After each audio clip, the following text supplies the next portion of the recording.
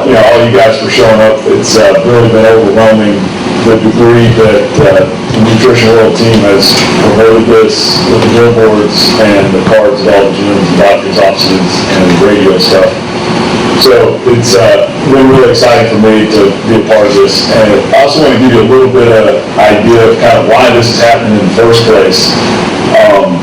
Getting ready for this last competition, one of the things I was really interested in doing is, using all the products that I'll be talking about with you today and a lot of other things. And I wanted to do 100% pure, cut out all artificial colors, all artificial flavors. Just going, for the first time, I really wanted to invest in that and see, does that even make a difference? Going with, paying a little extra for, the protein drinks even that have,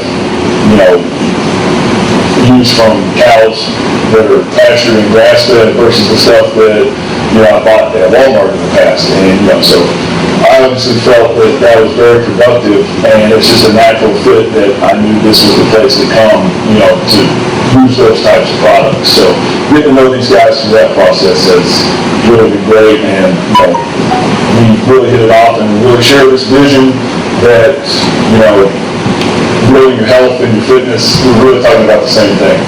Okay, and unfortunately, I think people have different ideas on that. So I really want to thank these guys for what they've done in putting this together and making it possible.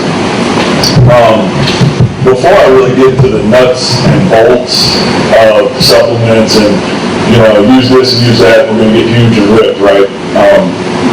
I've been doing this since the early to mid-90s, and there's a couple of things that I've heard now for, it seems like 25 years almost, and I'm getting sick of it. So I'm going to go ahead and dispel some of that stuff now, and so you can have a little bit of perspective of where I'm coming from, all right?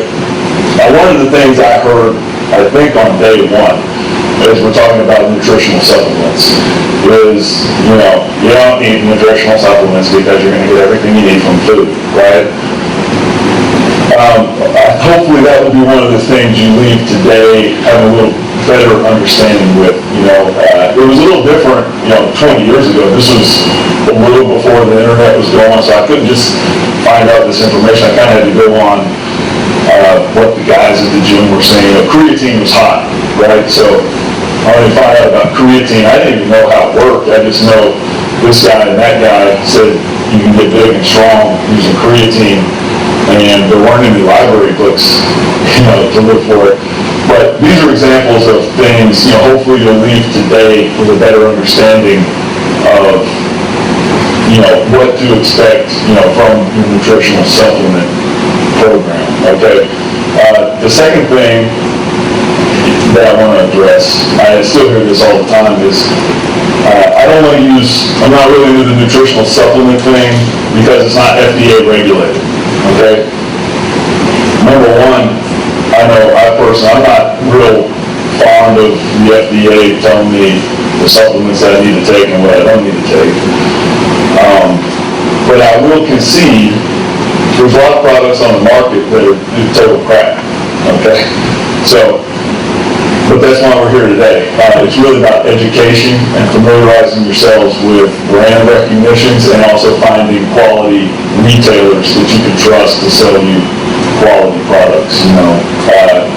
If we already, have legislation that pushed it more in that direction, I think what we would be looking at is the FDA would then turn it over to probably drug companies, and we've seen the wonderful job they're already doing with prenatal vitamins and Revesa, which have a lot of synthetic ingredients in it, and we've talked about the fish oil thing, the ethyl ester, and the absorbability, and it's just not the best product available, in my opinion. So that's one of the things I want you guys to realize is, as I'm talking about these supplements, I'm talking about the highest quality stuff, and I'm talking about the right clinical doses, and we'll get into that.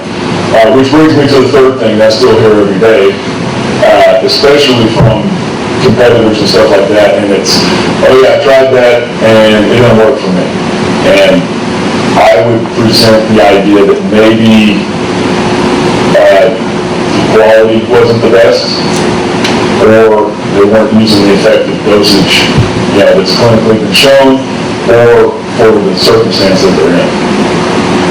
So those are three things that I feel like I answer almost on a daily basis, and kind of how all this came about, as we're talking to this. Now, you guys are coming to hear a bodybuilder talk about different, treatments. So coming with it from a perspective of how to enhance your fitness program, your body composition, from everybody like me who's now competing against some of the best people in the world versus somebody that just wants to trim up a few pounds and really, max out their health to the optimum degree. So one of the first things we do, somebody comes in the gym and we start goal setting. We're setting up parameters, how to achieve that goal, and we get a good progressive training program going and a solid nutrition plan. As coaches, Julie and I at Training Station, our first biggest challenge is probably to figure out what your biggest limiting factor is. All right, a lot of you that know me know I talk a lot about the biggest limiting factor. I think that's important because I see a lot of people focus on little things that don't matter. Should I do 8 reps this set, or should I do 12 reps, and then they're blowing the cortisol out, worrying about these things that don't really matter. But I call these the big dominoes, right? So if we can figure out what the big dominoes are, you're going to get a lot more results, a lot faster, as long as the other things are in place. I generally would probably say the big domino for everybody, probably sleep, all right? But let's assume that most of the people here already know that, and we're working on things to improve the quality, and you're probably aware of that. I mean, that's, you feel like crap during the day, you didn't sleep well, most of us can make the connection, and we know that, we kind of see how that plays a limiting factor, all right? What I want to present to you today is the second limiting factor that I see is the most common. And, this applies to everybody, to myself, most all the clients that compete, and even the person that's just trying to work on a nutrition program to improve their health, all right? And that limiting factor is kind of I'm going to call it the evil trinity. It's kind of 3 in 1. But it all goes together. And you'll that's what I want y'all to see tonight. And the remedy to solve this all kind of works together as well. All right, so the biggest thing I see that keeps people from building muscle, losing body fat, and also seeing improvements, when they get the blood work done, is inflammation, insulin resistance, and cortisol that's just totally out of control. Those are the big 3. Those are the things, if you can take care of that, all the other stuff is really small potatoes, I think.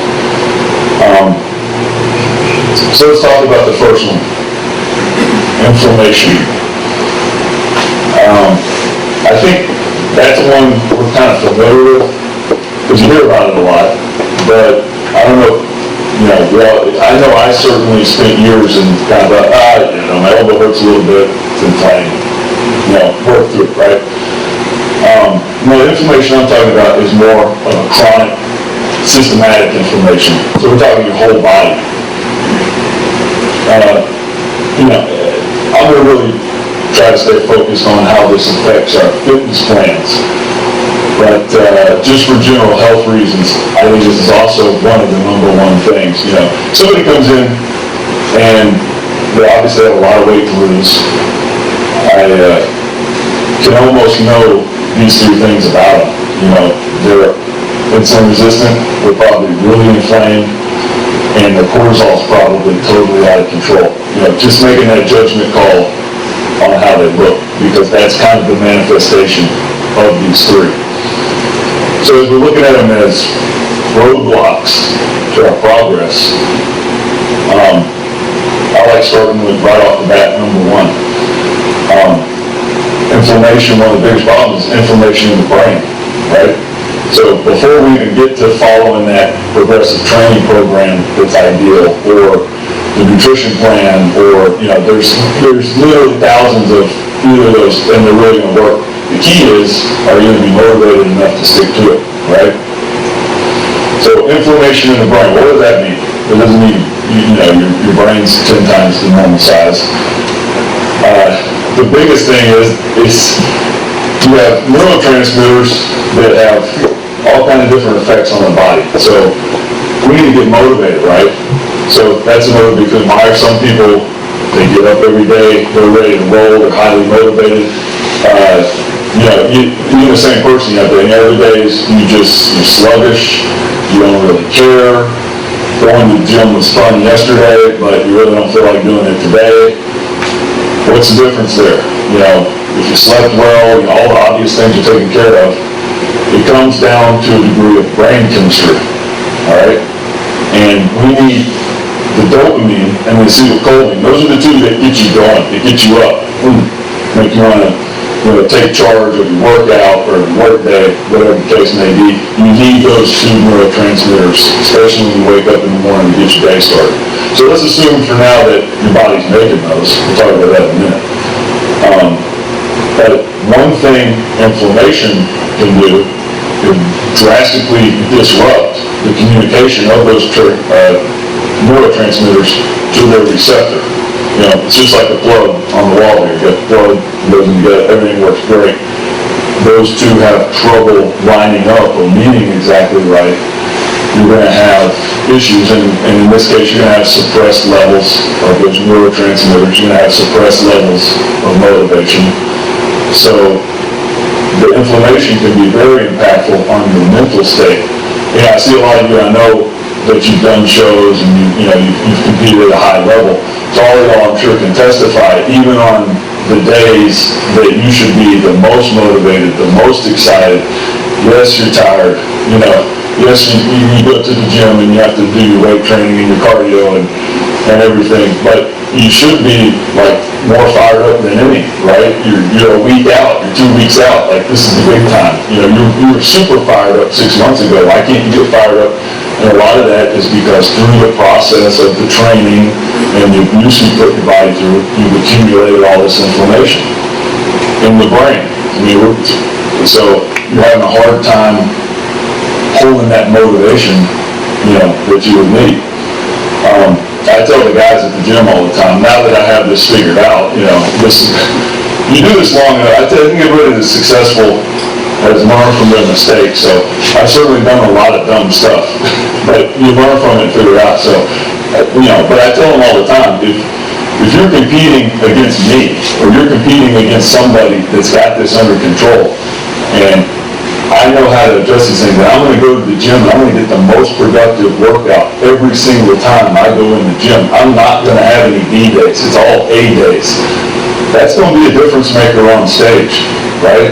That could be the difference in winning and losing, or third place and fourth, or fifth and sixth, whatever the case may be. It's absolutely that one workout or that handful of workouts absolutely could be this. So motivation is a big key, all right? So I really want to drive that home, because I think we've all kind of experienced that is, and it simply could be inflammation in the brain that's keeping those neurotransmitters from working right. All right? Let's take it a step further. All right? You got the motivation, which if you're inflamed, you probably don't. So if you have this other condition, there's a new term going around that I've heard a lot, and it's hormone resistance. All right?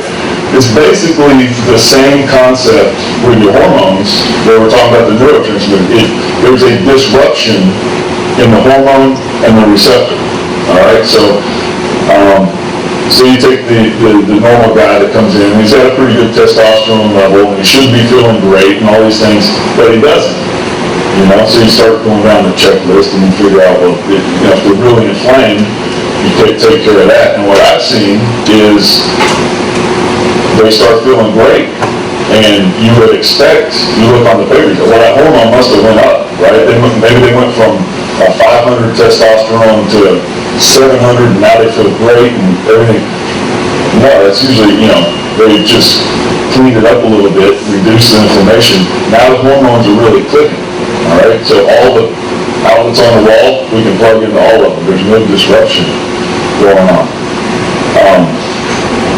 So inflammation is a big key. You also get into inflammation of the gut. Obviously, the foods and the way foods affects the body is a huge part of all this equation, right? I think that one's a little more obvious because I'm sure we've all eaten something that doesn't agree with us, and you know what inflammation of the gut feels like. Even if you don't feel it, even to minor degrees, the inflammation can disrupt the absorption of the nutrients that you're trying to eat. So, you're spending all this money on amino acids and, proteins and creatine, you're eating all this great food, you're spending the extra dollar to do so. You're not getting the biggest benefit out of it because your absorption rate's terrible, because you're inflamed, all right? So, inflammation, I just want to drive home the point how important that actually is. It's easy to just, now once you get to the point, and any of us that have lifted weights long enough, we've got the sore elbows and the knees and in the joints, and that's really where it can manifest itself chronically, after the systemic inflammation has been running wild for, weeks and weeks or months and months and more likely years and years. And there's no amount of joint cream or anything else is going to help fix that problem. If the inflammation internally is just raging out of control, it's always going to come back. Your elbow's always going to hurt. And whatever you do, you're going to have the same problems. But if you can address chronic inflammation through your whole body, then you'll start seeing those types of symptoms clear up. Better. I think I could do skull crushers, triceps, for, probably 10 years without doing them. I just accepted the fact, my elbows hurt, that's an exercise that bothers me, it inflames them, I can't do that exercise. There's a couple of them here that testify, I've been doing them a lot lately. And yeah, we have. So, and thankfully, it's because I'm become knowledgeable of how to address some of these issues. So I really want to drive that fact home, how important it is to deal with that inflammation. All right, and this is just how it pertains to your fitness goals. I mean, anybody that struggles with some of the blood markers, your blood work, you've got some, cholesterol, A1C kind of shows the interaction with glucose, which we'll talk about how that intertwines in a second. C-rex, protein, there's certain markers that show you're inflamed. And that cholesterol, heard a great analogy one time. We've all kind of lived with a misconception of what cholesterol is. Cholesterol bad, right? Everybody's heard that. Terrible. The higher cholesterol is, the more you're going to die. Cholesterol is actually, imagine you're sitting on your front porch and you see all the fire trucks go by. The sirens are going crazy. Well, first thought is, there's a fire, right? The fire trucks are the cholesterol, right? So there is a fire, which is the inflammation. And the cholesterol is the fire trucks that your body's kind of pumping up to go deal with the fire. All right? Unfortunately, what a lot of people do is, do things that just take out the cholesterol that don't actually deal with the inflammation. So they're essentially sitting on their porch shooting fire trucks with a Uzi, and they're going to let the building burn down.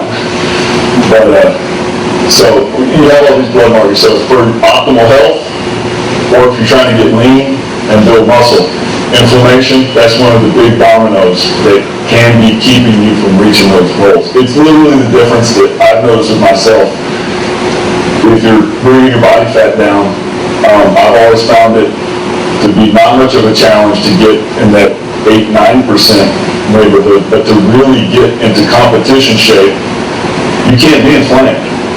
If you're really inflamed, it's not going to happen. And I know I've spent probably years, and I know a lot of other people have banging their head against the wall. How do I get that next level of good condition? How do I get that next level of body fat?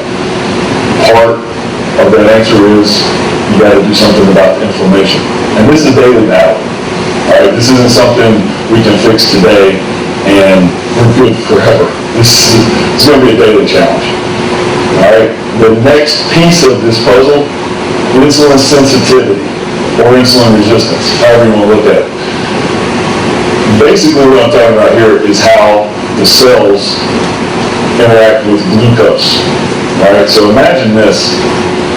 Go back to junior high or middle school for y'all that are younger than me. Remember the cell, and you got the nucleus inside and cell membrane around cell wall. That membrane around the cell is real soft and pliable, right?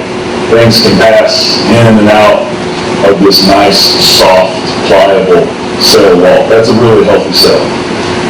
Insulin resistance is basically, to cut it down for the way we want to think about it, that cell wall starts to get hard. So think about this.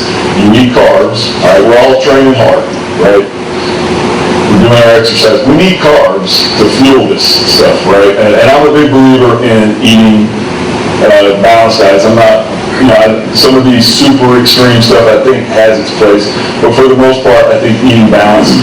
And I actually think using carbohydrates can be a huge benefit in your diet if you can eat carbohydrates, if you can afford to eat them. And I'm a big believer you have to earn your carbs.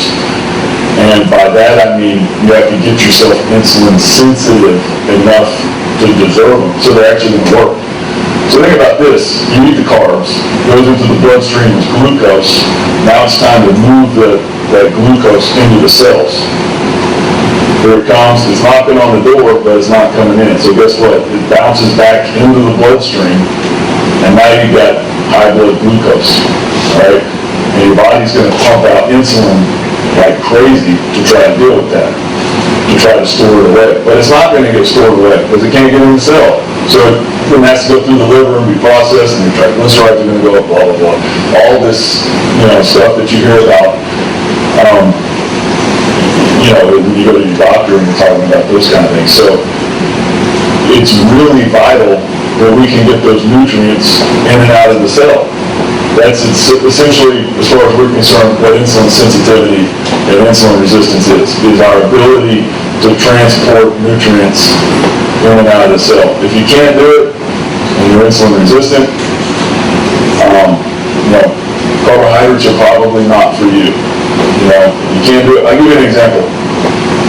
Any of you guys that have competed or been really lean before, you get really lean and you get to your goal, and whether you do your show or whatever the case is, you go on your vacation, anything you can get ready for, and then you have a few days or a week or sometimes 2 weeks, and you start eating everything, right? And a couple days later, it's like, man, I look even better than when I was eating all the, and a couple of days later, man, I look even better. So what's going on? Should be eating this junk food all along, right? Not really. What's happening is, to get to that point of leanness, you've had to become very insulin sensitive. So the carbs are really, really working for you at that point. But as you continue down that road, there's a point where that process begins to happen, and it shifts to where you're more resistant to the insulin and the glucose. One thing I always used to hear, I should have said this, and another pet peeve, is totally false, is I'm always trying to build muscle, like a lot of you guys, but you got to be 10% body fat or more to build muscle. No. What we know for sure through the science is if you're under 10% body fat, your insulin sensitivity is going to be pretty good, and carbohydrates will help you get more muscular. You can utilize the anabolic benefits of the insulin, right? As that body fat goes up, your insulin resistance goes up. So guess what those carbs are going to help you do at that point? Get fat, right? I used to do this all the time.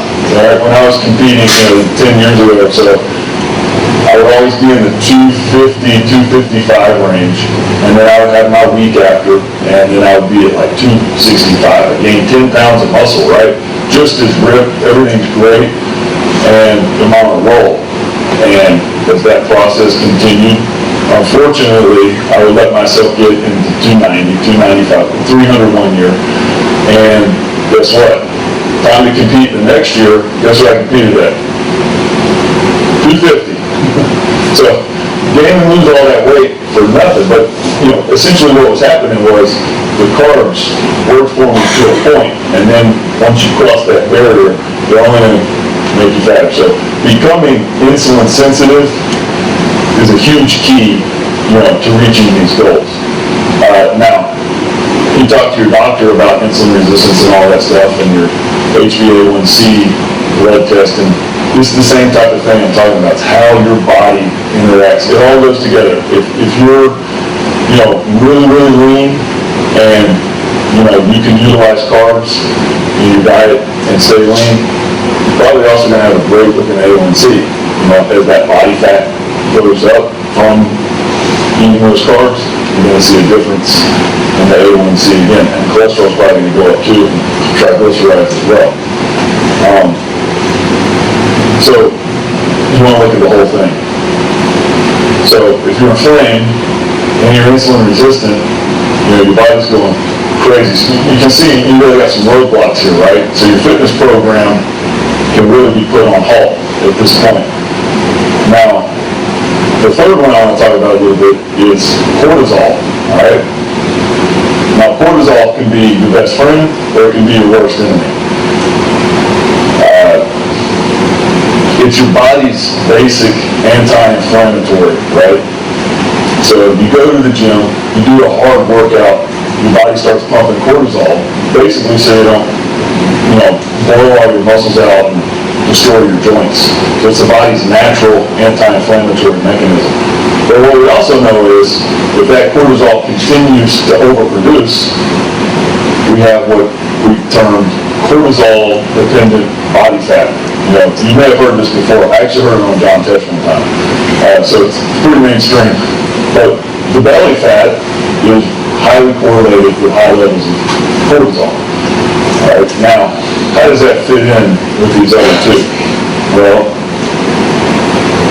we talked about inflammation. So you're walking around and you're super inflamed all the time, right? So what does that mean? The body's going to pump some cortisol out.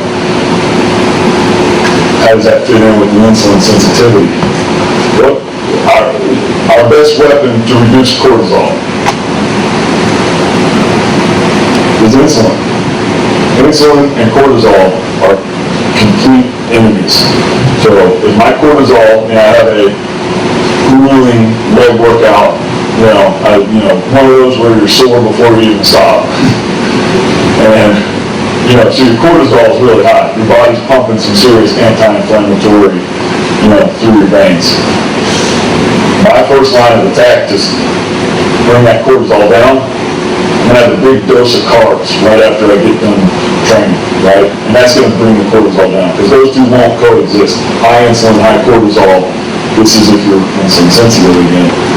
So you see how this is important. Now, if I'm insulin resistant, I don't have that option, right? Those carbs, move me back to the carbs causing the problem. Carbs are going to make you fat. And you're trying to take the carbs, so the cortisol doesn't make you fat. So you see how all this kind of fits together. So it's this, trifecta, and it's this perfect storm that most of us live in all the time. All right, and it's really a product of our Western diet, American, lifestyle type of situation. Cortisol, for most of us, and I'm talking about the training response, any type of stress, and actually mental and emotional stress, I think can be more cortisol producing than the physical stress we go through with training. So you can see how a lot of Americans have cortisols through the roof. To make matters worse is this cortisol stays high all the time because it's trying to deal with all this inflammation. Your body knows that the insulin can fix it. So even if you don't eat carbs, guess what? More insulin.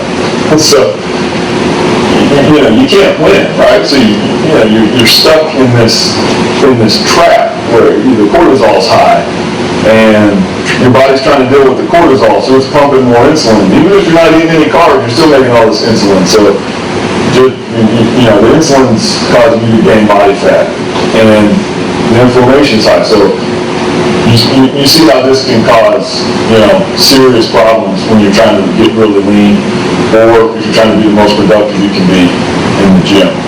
All right. So we know what the problem is. All right. That's the number one limiting factor, I think, and that's the thing I see the most with everybody. And these are all daily battles. This isn't, this is something that you have to address almost every day. So what do we do about it? All right. The number one thing, let's talk about the inflammation, because it kind of all starts there. Let's look at what causes the inflammation. All right. So we talked about the exercise. That's the obvious one, and we're going to work out, right? So we're not going to skip the workout. Then we're going to bring. So let's look at the other causes of inflammation. We got to go to the food first. All right. So I'm going to assume everybody already is kind of, okay, eating massive amounts of junk food, and you hear about dairy, you hear about gluten, you hear about, these are very pro-inflammatory foods. It's gotten a lot of hype lately. But let's say you're really eating pretty good. All right. I had a client one time, and he didn't do any meal prep. All y'all that know me, I'm big on doing the meal prep yourself. I'm a little bit of a control freak myself when it comes to that. But he's just not going to happen. So you go to the Waffle House and you get an egg white omelet. All right, it's pretty good, right? A couple of yolks in there, a little bit of cheese. I'm a big proponent of high protein, high fat breakfast. So he's doing what I told him. He's getting his fat, he's getting his high protein. He's not doing any carbs for breakfast.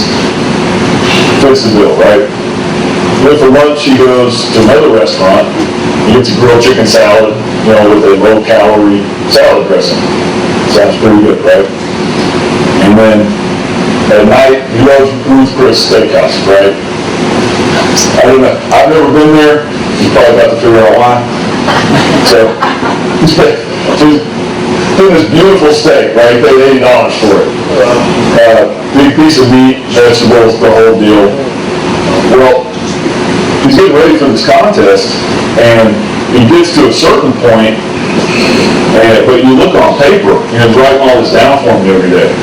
Man, diet looks perfect, right? Everything's in place. What's the problem? His elbows are also killing him, his knees are killing him. Well, he's got all those signs of being really inflamed. So we're really going to step further. So doing all this eating out, which means, they're in the business of selling you food. So probably we got to make a big profit. It's probably not the best quality food. Well, let's look at why. All right, let's start with the, one thing we try to control, that we can control with our food, is the omega-6 and omega-3 fatty acids that we take in. All right, both are essential fatty acids. That basically means body can't make them, so you got to get them from an external source. So they're both essential. You need them both. The optimal amounts of both. You talk to a lot of what these experts say. They talk about ratios, right? The optimal ratio of omega-6 to omega-3 is 1 to 1. All right, equal amounts basically. All right, let's look at this guy's diet again. It all looks pretty good from the surface. Okay, so he's going to Waffle House.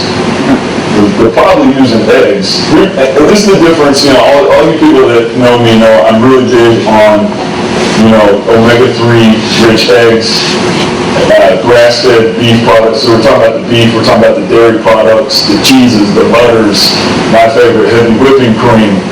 We're talking about organic, grass-fed, pastured sources. Here's the difference. You look on the labels, same amount of fat, same amount of carbs, same amount of protein. What's the difference? The difference is the omega's content. The corn-fed version of these are going to be much higher in omega-6. The grass-fed version are going to be much higher in omega-3. All right, so you got to kind of think it's you always hear you are what you eat. You actually are what you're eating is eating, right?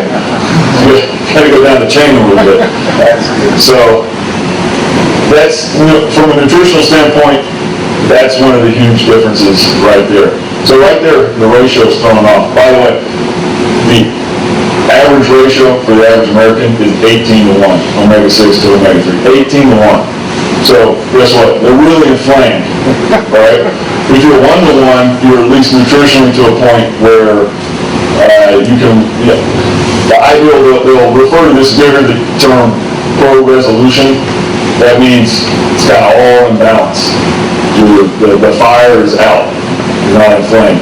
So acquiring that ratio is a big part of that. So trying to reduce the omega-6s through your diet. Before I get off this, I should probably mention that one omega-6 fatty acid specifically, which is arachidonic acid, this bad boy is the super inflammation, super king. All right, you gotta have a little bit of it so you have an inflammatory response. So again, it is one of the essentials. But as this ratio gets skewed, inflammation is out of control. Foods that are rich in arachidonic acid, all your cheap vegetable oils, right? Canola, vegetable, peanut, soybean oil, all the cheap stuff, which gets, all these great restaurants and these corn-fed products that they're using, this is what they're probably cooking them in. Probably not grass-fed butter.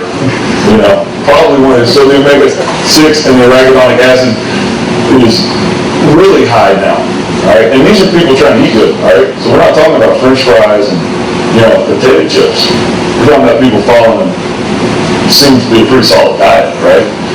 So that's step number one. Be conscious and aware of controlling those omega-6 arachidonic acid levels intake. All right, now you got to create that balance. All right, doing that ratio 1 to 1. How do you do that? Back to the very first thing I said, you get all your nutrients from food. This is a big one. I don't think you can. To get that ratio to where you need it and to keep the inflammation low, omega-3 fatty acids. That's the number one thing. If somebody comes to me and they say, I got $50 a month I can spend on supplements and that's it, I don't even have to think about it. Omega-3 fatty acids. And,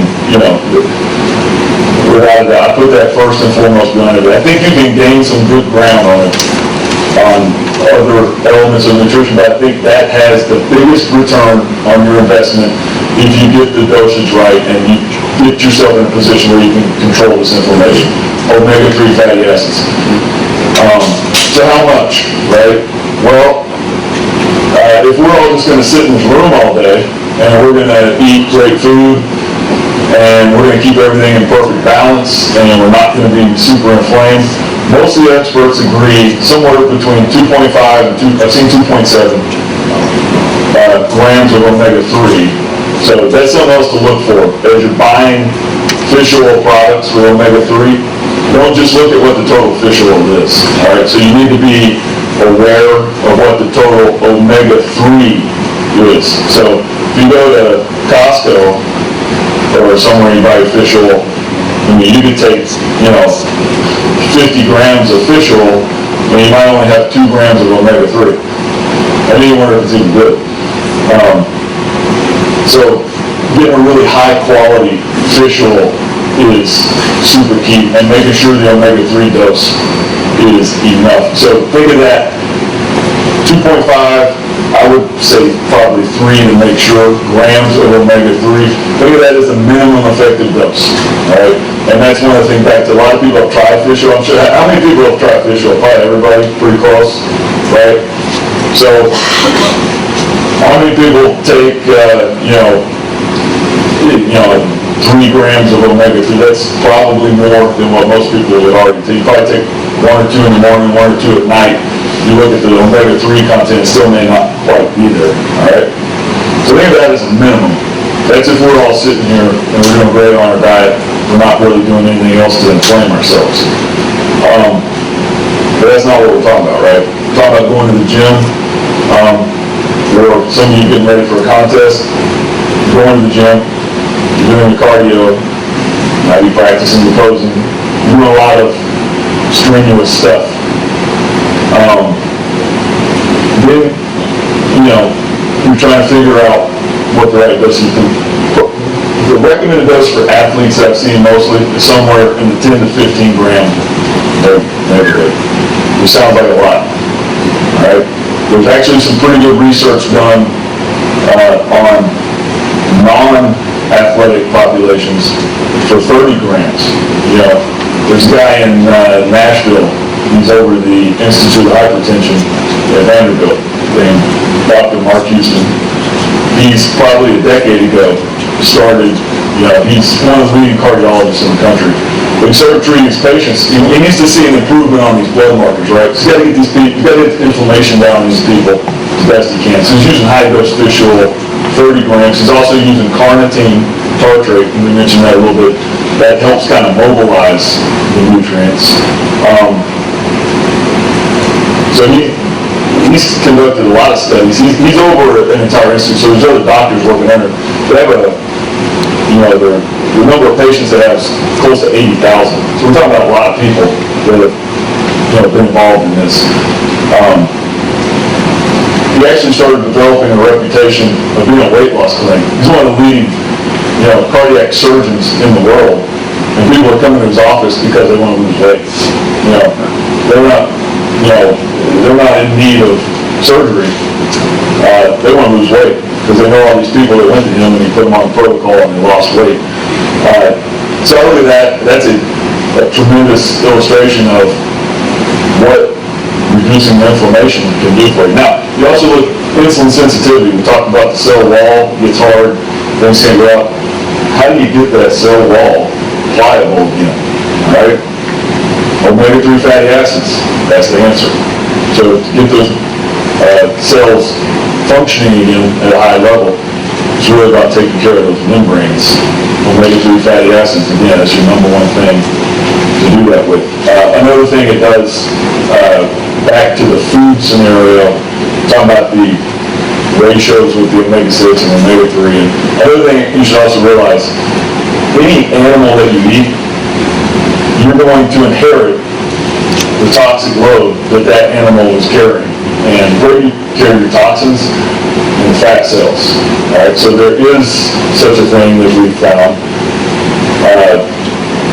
Toxicity, if your body, the toxins store in the body fat, and if those levels get to a certain point, there's no amount of cardio, there's no amount of fat burners, there's no amount of any of that that's going to oxidize that fat until you detoxify it. Right? And so we're not talking about, going on these, super detox diet. I mean, those are great ideas. But the real name of the game is, one thing omega-3 does, it dilutes the toxicity in those cells and then makes those cell walls pliable so you can, those issues can be addressed. I can talk about this all day. So the other thing if anybody has any questions as I'm talking about this, raise your hand. We'll do a little question thing. The main question would be with your omega-3s as far as 205 pounds versus 140 pounds, and what time should you take them? Should you take them in the morning? Your body only still takes so much of it at one time. Should you take it in the evening and morning? I don't think it really matters specifically. Now, one thing that I feel is highly effective is more in a pre-workout scenario, like somewhere around that dose. So somebody like me, I'll go through phases, where it's higher and it's lower. But I think one of the key points is, somewhere in that pre-workout hour and a half neighborhood with some carnitine or with your pre-workout meal can really be effective. But in the big scheme of things, it doesn't really matter. It's, it's really about, as long as you get them daily, I don't think it matters a whole lot. Now, there is some, the way it interacts with other things, like there's lot of people believe omega-3s and CoQ10 compete for, the same enzymes for breakdowns. I mean, you know anything about that? I know that 6 and 3 do. I haven't heard of the 10. I mean, perhaps. I mean, that's not something I've specifically studied a lot. That has been recommended by, and read it a couple of places, not to take your fish oil and your CoQ10 at the same time. I think we talked about that. You get to where you're, taking all that stuff, it's probably best to separate that dose out. Say you're going to take 10 grams, you're going through got to start a training cycle that's pretty aggressive, but you still got to go to work. Still, sleep is what it is. You do your best, but most of us probably don't sleep enough. Most of us can probably stand to improve the quality a little bit. So say you're going to take 10 to 15 grams, split that up into that 3-gram segment. I mean, that's probably a great idea. I don't think there's any magic time. I will say this, I've often used, sometimes you get up, like I love omega eggs, grass-fed cheese, grass-fed meat, the breakfast, I'm a big proponent of breakfast being the biggest meal of the day, and that's where I get a lot of the fat calories. But if I'm in a rush or I'm outside my normal traveling, whatever it may be, it could just be a protein shake and 10 grams of fish oil. That still kind of fits the bill. The other thing that fish oil will do is actually stimulate an environment in your brain to produce that dopamine and acetylcholine I'm talking about. So, the effects of omega-3 on the brain, I mean, I told Ed the other day, I spent a whole day on PubMed. You can literally put in omega-3, fill in the blank, omega-3 plus whatever, and you can read all day on it. I literally read all day. I didn't read anything that was published prior to October 2016. I mean, it's unbelievable. You're talking about ADHD, Alzheimer's, Parkinson's, every brain condition you can think about. Omega-3 has been shown to have a very positive impact on that. Sure. Oatmeal and protein. Oatmeal and whey protein. I'm a big fan of that. It's actually one of my favorite meals of the day. Now, I will say, you can eat oatmeal if you deserve it, which means you got to be insulin sensitive. So even good carbs, like oatmeal, could not be the best option for some people. If you're lean enough and you seem to do well with it, then I think that's a great option. I'll use myself as an example. A handful of years ago, this is when I'm really heavier than I should be, which, by the way, never really worked out. When I got my act together and started worrying about inflammation and insulin sensitivity and being really healthy, now I'm a pro, so it worked out once I got my head straight. But I go to my triglycerides just seem to all of a sudden go through the roof. And I'm like, what's this all about? I eat sweet potatoes, rice, grilled chicken breast. I really didn't eat much beef at all. You hear all this, meat's terrible for your cholesterol, and it's terrible for your heart. I wasn't even doing any of that. So I go to the doctor, and the doctor looks at me and says, you just eat way too much, man. I don't care how good the food is for you, it's too much, And I would take that a step further. So even things like oatmeal, brown rice, sweet potatoes, they're really, really great in the right context. But you have to put yourself in a position to where you're going to react to those carbohydrates and have a positive effect. All right. So with that said, I'm a big. One of the things we have to constantly do is keep ourselves insulin sensitive. So through the nutrition part, you're going to have days where you're going to eat more carbs. If you ever hear about the diets or the carb cycling and doing all these different things, that's basically the gist of it. They're trying to incorporate carbs. You get the benefits of the carbs and insulin, but you're also having those days where you're kind of resensitizing so those carbs will actually work. All right, so that's kind of the idea. I, with people, usually like to take that further and rotate it in accordance with the training style and do it for a little more extended period. I put a lot of people on what I call the insulin sensitivity protocol, which is 14 days of no carbs. We do high dose fish oil, maybe a couple other little bells and whistles. I really like apple cider vinegar for, it's, I'll tell you about apple cider vinegar. 2 tablespoons, this is the clinical data on it, so I would venture to wonder if more would not be better. But only 2 tablespoons of apple cider vinegar can reduce the glycemic index of whatever you eat after that by 25%. So if you're someone that's eating a lot of carbs through the day, imagine the effect that could have chronically. You do it one time, you go to the apple cider vinegar and do anything for it. You start doing it, including it to your daily routine, that could really quantify into something, that's one of the ones, as far as return on the investment, you get a huge return on a relatively small investment on that. It's cheap, it's really small amount, you don't have to drink a whole bottle of it, and it can really do a lot for you. You just mix it in with protein drinks, stuff like that, or not? However you get it down will work. That's kind of wrong. I said apple cider vinegar. The reason it works is the acetic acid. So technically, any vinegar will work. I like the organic apple cider vinegar with the mother and all that. It's got a lot of other health benefits.